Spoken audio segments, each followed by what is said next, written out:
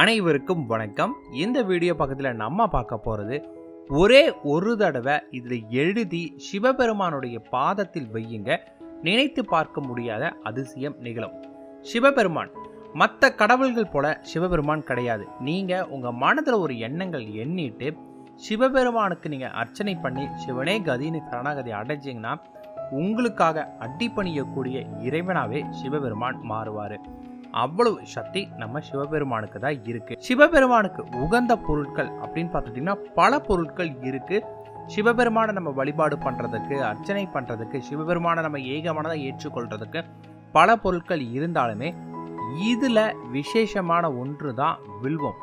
வில்வ மரம் சிவனுடைய மரம்னே சொல்ற அளவுக்கு சக்தி வாய்ந்ததான் இந்த வில்வம் இருக்கு. ஏக வில்வம் சமர்ப்பணம் அப்படிங்கிற வார்த்தையுமே உருவாச்சு. வில்வத்தோட மகிமை பற்றி நீங்க தெரிஞ்சுக்கிட்டீங்கன்னா சிவனை பற்றியே முழுமையா தெரிஞ்சுக்கிட்டதுக்கான சக்தி உங்களுக்கு இருக்கு. ஏன், ஒரு சிவராத்திரி அன்னைக்கு நீங்க சிவபெருமானுக்கு வில்வ இலைகளால் அர்ச்சனை பண்ணீங்கன்னா உங்களுடைய அனைத்து கர்ம வினைகளுமே போகும். கர்ம வினை போனா என்ன பலன் அப்படின்னு கேட்டீங்கன்னா ஒண்ணுமே கிடையாதுங்க. இப்ப நம்ம வாழக்கூடிய இந்த காலகட்டத்தில் நம்ம அனுபவிக்கக்கூடிய கஷ்டங்கள், நம்ம அனுபவிக்கக்கூடிய துயரங்கள், நம்ம வரக்கூடிய அனைத்து பிரச்சனைகளுக்குமே காரணம் நம்ம செய்த பாவங்கள் தான். இந்த பாவங்களை தான் நம்ம கர்ம வினைன்னு சொல்லுவோம். இது போல நீங்க பண்ணும்போது உங்க கர்ம வினை அனைத்துமே அழிய ஆரம்பிக்கும். இதனால சிவபெருமான் நமக்கு நம்மளுடைய மோட்சத்தை கொடுக்க ஆரம்பிப்பார். நம்மளுடைய எண்ணங்கள் எல்லாத்தையுமே ஈடேற செய்யக்கூடிய சக்தி வில்வத்துக்கு இருக்கு.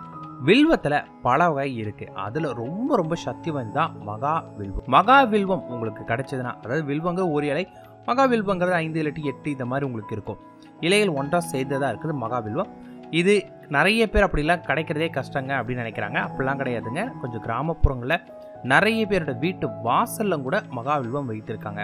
சிவனையே வழிபாடாக நினைத்து கூட வச்சிருக்காங்க. நான் அதை பார்த்துருக்கேன். கோயம்புத்தூர்லும் கூட வெள்ளிங்கிரி மலையில் இந்த மகாவில்வம் இருக்கு. நாங்கள் போனப்போ அங்கே பொறிச்சோம். வில்வம் உங்களுக்கு மகாவில்வம் கிடைக்கல, அப்போ நான் என்ன பண்ணுறது, அப்போ எனக்கு இது பலன் எனக்கு இருக்காதுன்னு கேட்டிங்கன்னா கவலையே கிடையாதுங்க. சாதாரண வில்வத்திலையும் அர்ச்சனை பண்ணலாம். மகாவில்வம் மகா புண்ணியம். உங்களுக்கு அது இல்லைனாலுமே உங்களுடைய கர்ம விடைன்னு ஒன்று இருக்கு இல்லையா, யார் யாருக்கு எப்போ என்ன கிடைக்கும் அப்படிங்கிற ஒரு விஷயம் இருக்குது. அதுக்கு நீங்கள் எவ்வளோதான் முயற்சி பண்ணாலும் அந்த நேரம் வரும்போது மட்டும்தான் அது கிடைக்குமே. நீங்கள் மகாவில்வம் கிடைக்கும் போது நான் சிவபெருமானுக்கு அர்ச்சனை பண்ணுவேன் அப்படிங்கிற எண்ணத்தோட இப்போ கிடைக்கக்கூடிய சாதாரண வில்வத்தை வச்சு கூட அர்ச்சனை பண்ணுங்கள். நேர காலம் கைக்கூடி வரும்போது கண்டிப்பாக உங்களுக்கு மகாவில்வம் கிடைக்கும். சிவபெருமானுக்கு நம்ம நிறைய பொருட்களை கொண்டு அர்ச்சனை செய்தாலுமே வில்வ இலைகளை கொண்டு நம்ம செய்யப்படக்கூடிய அர்ச்சனைக்கு தான் மகத்துவம் ரொம்ப ரொம்ப அதிகம். இது நம்மளுடைய கர்ம வினை பாவங்கள் எல்லாத்தையுமே முற்றிலுமாக போக்கக்கூடிய தன்மை இருக்கு. மற்றும் இந்த வாழ்க்கைக்கு தேவையான சகல செல்வங்களையும் சகல சௌபாக்கியங்களையும் தரக்கூடிய ஒன்றா உங்களுக்கு இருக்கும். நீங்கள் அர்ச்சனை நார்மல் வில்வத்தாலேயே தொடர்ந்து பண்ணிட்டு வந்துட்டு இருந்தீங்கன்னாவே சகல சௌபாக்கியங்களுமே தரக்கூடிய அருள் சிவபெருமான் நமக்கு கொடுப்பாரு. அதை வாங்கி கொடுக்கக்கூடிய சக்தி இந்த வில்வத்துக்கு இருக்கு. பெரும்பாலான சிவாலயங்களுக்கு நீங்க போனீங்கன்னாவே அங்க ஸ்தல விருட்சமாவே அதிகமா இருக்கக்கூடிய ஒன்றா இருக்கிறது இந்த வில்வம் தான். நிறைய கோவில்களில் நீங்க போனீங்க அப்படின்னா அங்க ஸ்தல விருட்சமா உங்களுக்கு இந்த வில்வம் இருக்கும். அப்படி இருக்கக்கூடிய இந்த வில்வ இலையை பற்றி நம்ம இன்னைக்கு ஒரு வழிபாடை பத்தி நம்ம பார்க்க போறோம். இந்த வழிபாடு நம்மளுடைய எண்ணங்கள், நம்மளோட ஆசைகளை ரொம்ப ரொம்ப ரொம்ப வேகமாக நிறைவேற்ற கொடுக்கக்கூடிய ஒரு சக்தி வாய்ந்த ஒரு வழிபாட்டு முறை. ஆன்மீகத்தில் மிகவும் அருளக்கூடிய ஒன்றாகவும் இந்த வழிபாட்டு முறை இருக்கும். இந்த வழிபாட்டு முறையை நீங்கள் சரியாக புரிஞ்சுக்கிட்டு அதன்படி இதை பிரயோகம் பண்ணீங்கன்னா கண்டிப்பாக உங்களுடைய வெற்றி நிச்சயம். நீங்கள் சிவபெருமானுக்காக அர்ச்சனை பண்ணும்போது உங்கள் மனதில் எந்த கெட்ட எண்ணங்களுமே இல்லாமல் சிவனே சமர்ப்பணம் அப்படிங்கிற எண்ணத்தோடு நீங்கள் பண்ணும்போது தான் இந்த வழிபாடு உங்களுக்கு முழு பலன் கிடைக்கும். இந்த வழிபாட்டை நீங்கள் கோவிலுக்கு போய் தான் செய்யணும் அப்படிங்கிற அவசியம் கிடையவே கிடையாது. நீங்கள் உங்கள் வீட்டில் கூட செய்யப்படலாம். இந்த வழிபாடு செய்யறதுக்கு சிவலிங்கம் அல்லது சிவபெருமானுடைய படம் இருந்தால் நல்லது. இல்லைனாலும் கவலை கிடையாதுங்க. ஒரே ஒரு வில்வ இலை மட்டும் உங்களுக்கு இருந்தால் போதும். அதுவும் மகாவில்வம் கிடைச்சா ரொம்ப ரொம்ப புண்ணியம். இந்த வில்வ இலையை நல்லா சுத்தமான தண்ணீரால் நல்லா கழுவிட்டு அதன் பிறகு தண்ணீர் மற்றும் பன்னீரால் கழுவணும். அப்படி கழுவுன பிறகு ஒரு சின்ன ஒரு கிண்ணத்தில் சுத்தமான சந்தனத்தை அதில் பிசைந்து அதை ஒரு சின்ன ஒரு குச்சியால் எடுத்து அந்த குச்சிக்கு பதிலாக பார்த்தீங்கன்னா ஏதாவது ஒரு பூக்களோட காம்பை கூட நீங்கள் பயன்படுத்தலாம். உங்களுடைய பொறுத்து குச்சி அப்படிங்கிறது நீங்கள் கீழே கிடைக்க ஏதாவது ஒரு குச்சி எடுப்பீங்க இல்லையா, அதுக்கு அந்த வார்த்தை. மற்றபடி அதில் ஒன்றும் கிடையாது. சந்தனத்தை வில்வ இலையால் தொட்டு உங்களுடைய விருப்பங்கள் என்னவோ அதை மனசில் நினச்சிக்கிட்டு முதல்ல உங்கள் பூஜை அறையில் வந்து விளக்கு ஏற்றுங்க. தீபம் ஏற்றின பிறகு வில்வ இலையை உங்கள் கையில் வச்சுக்கிட்டு அந்த சந்தனத்தை குச்சால தொட்டு வில்வ இலையில் வந்து பார்த்திங்கன்னா ஓம் நம சிவாயா அப்படிங்கிற மந்திரத்தை வந்து பார்த்திங்கன்னா ஒரே ஒரு தடவை எழுதுங்க. அது எழுதி அந்த இலையை எடுத்து நீங்கள் அப்படியே வந்து உங்கள் பூஜை அறையில் வச்சுட்டு, சிவபெருமானுடைய படம் இல்லை அப்படின்னாலும் கவலை கிடையாது, மஞ்சள் எடுத்து நீங்கள் பிள்ளையார் மாதிரி பிடிச்சி வைப்பீங்களா அந்த மாதிரி வச்சுட்டு அதுக்கு முன்னாடி இந்த வில்வலையை வச்சுருங்க. அதன் பிறகு நீங்கள் என்ன பண்ணால் உங்கள் வீட்டில் இருக்கக்கூடிய கல்பூரார்த்தி விளக்கு எல்லாமே ஏற்ற ஊதுபத்தி ஏற்றின பிறகு அமைதியாக உட்காந்து விநாயகரை முதல்ல வழிபாடு பண்ணுங்க. விநாயகர் வழிபாடு அப்படிங்கிறது ஒன்றுமே இல்லைங்க. மனதார விநாயகரை கும்பிட்டுட்டு ஓம் கங் கணபதி நம அப்படின்னு 108 முறை சொல்லணும். 108 முறை சொன்ன பிறகு கற்பூர ஆராய்ச்சி விநாயகருக்கு காட்ட ஆரம்பிக்கணும். மற்றும் உங்கள் வீட்டில் இருக்கிற மற்ற தெய்வங்களுக்கும் நீங்கள் காட்டணும். விநாயகர் கும்பிட்ட உடனே நீங்கள் அடுத்து என்ன பண்ணணும்னு கேட்டிங்கன்னா உங்களுடைய குலதெய்வத்தை நீங்கள் வேண்டணும். குலதெய்வத்தை வந்து பார்த்திங்கன்னா உங்களுடைய குலதெய்வம் மெதுவாக அவங்களோட மந்திரங்கள் சொல்லலாம்.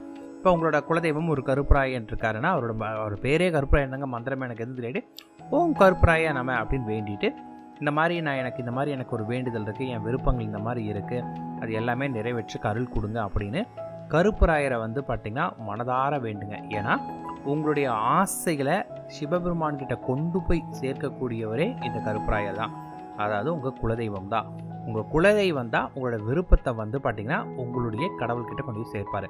எனக்கு குலதெய்வமே இல்லைங்க, எனக்கு குலதெய்வம் யாருன்னே தெரியலைங்க, நான் என்னங்க பண்ணுறது அப்படின்னு கேட்டிங்கன்னா அதுவும் தப்பு கிடையாதுங்க. முடிஞ்ச அளவுக்கு குலதெய்வம் தெரிந்து வழிபாடு பண்ணுறவங்களுக்கு பலன் வந்து ரொம்ப ரொம்ப ரொம்ப அதிகம். ஏன்னா குலதெய்வம் நீங்கள் தெரிஞ்சுக்கிட்டு குலதெய்வ வழிபாடை முடிச்சுட்டு மற்ற தெய்வங்களை வழிபாடு பண்ணிங்கன்னா தான் 100% உங்களுக்கு பலன் கிடைக்கும்.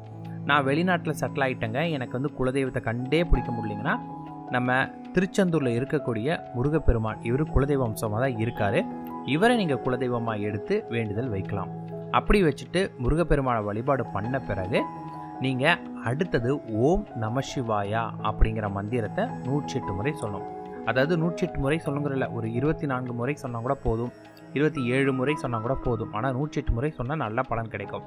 சொல்லிவிட்டு மனதார உங்களுடைய பிரச்சனைகள் எல்லாமே நிறைவேறணும் அப்படின்னு வேண்டின பிறகு இந்த வில்வ இலையை லேசாக அந்த சந்தனம் காஞ்சிருக்கும், அதை எடுத்து உங்களோட மணிப்பர்ஸில் வச்சுக்கோங்க.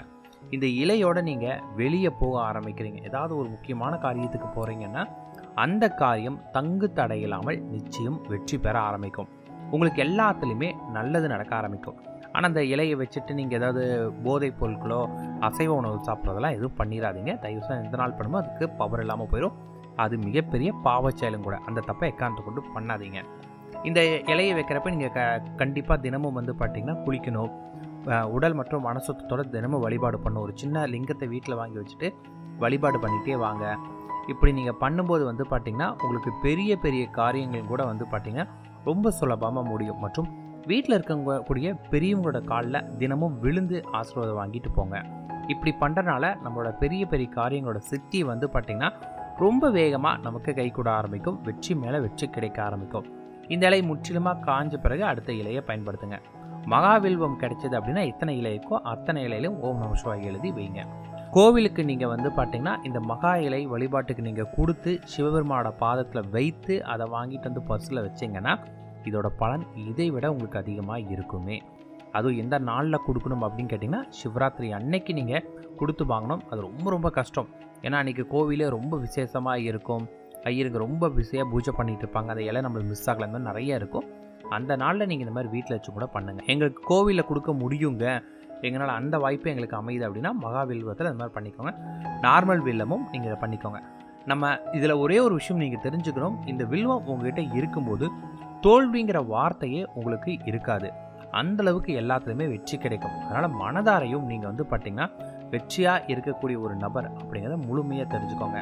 எனக்கு எல்லாத்துலேயுமே வெற்றி தான் கிடைக்கும், நான் ஜெயிக்க பிறந்தவன் அப்படிங்கிறத மறக்கவே வேண்டாம். ஏன்னா எண்ணம் போல் தான் வாழ்க்கை. உங்களுக்கு எல்லாமே அதிர்ஷ்டகரமான ஒரு செயலாக அமைஞ்சிருந்துமே நீங்கள் அதை ஒரு நெகட்டிவான பார்த்து கொண்டு போயிடக்கூடாது இல்லையா? அதுக்காக தான் இந்த வார்த்தையை நான் உங்களுக்கு குறிப்பிடுறேன். ஸோ உங்களுக்கு வெற்றி தேடி வரும். உங்களுக்கு எதிரிகள் எந்த ஒரு பிரச்சனையும் இல்லாமல் நல்ல வாழ்க்கை அமைய ஆரம்பிக்கும். நம சிவாயம்.